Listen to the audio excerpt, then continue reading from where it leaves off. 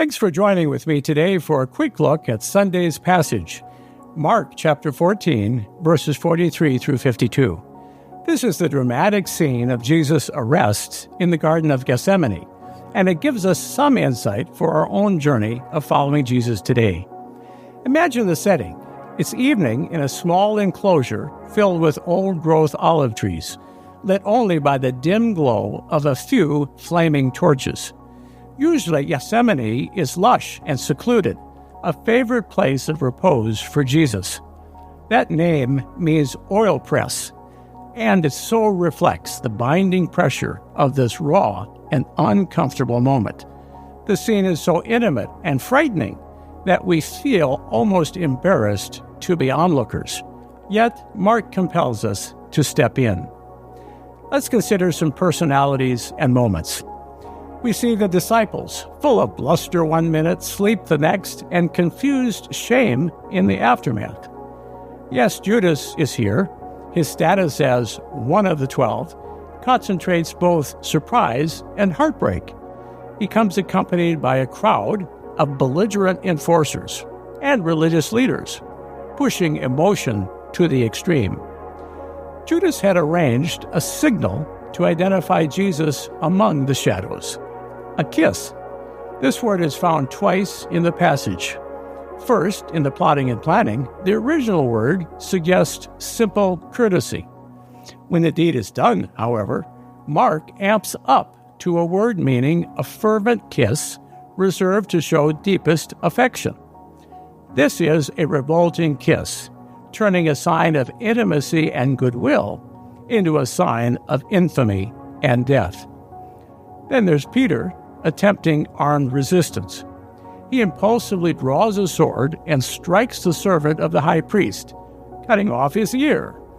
This is a foolish act, using the wrong weapon at the wrong time for the wrong purpose with the wrong motive. Peter was trying to prevent what he saw as defeat. But Jesus immediately heals the restored ear, a gracious act of mercy, sparing Peter from near certain execution. Jesus' kingdom is not to be advanced by the sword.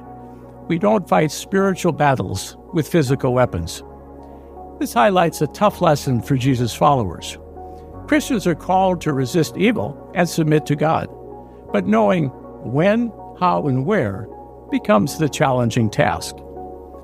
After Jesus' arrest, the disciples all abandoned him and fled. Mark notes that they were not behaving as disciples, refusing them the title. This fulfills Jesus' earlier prophecy, captured across all four Gospels, that they would become deserters. In the moment, their faith was shattered and confidence lost when they saw Jesus meekly surrendering. We can see a bit of ourselves in these people, perhaps. Yet in the midst of this chaos, Jesus stands out.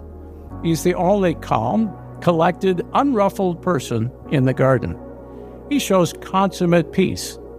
His peace is not ignorance of the difficulty ahead. In fact, he alone understood the need profoundly. Yet, he had peace. This peace is his legacy. It comes from his supreme confidence in God's sovereign mercy and accepting God's plan through prayer. As we look ahead to worship this Sunday, what about you and I? Most personally, the scene reminds us of the sad failure of those closest to Jesus. Our faith encourages charity and forgiveness when we encounter failure. If the disciples stumbled, what confidence do we have that our resolve would be stronger? Our regular time in reading and studying the Word and engaging in prayer builds this strength, this capacity within us. In-person worship and fellowship that encourages adds even more. You've heard perhaps these practices called means of grace, the efforts and actions that bring results as the Holy Spirit works within, outfitting us for our own journey in grace. Like Mark and the disciples, we need the resurrection to give us the courage to stand. There's a simple prayer attributed to old Scottish farmers. O Lord, keep me kept? As our years of Christian living become decades, and ultimately a life in full, are we learning to experience pain and suffering, ambiguity and mystery, trusting in God's plan, even when it looks, feels, seems like defeat and loss? Lord, keep us kept. That's my prayer for you and I. Thank you for watching.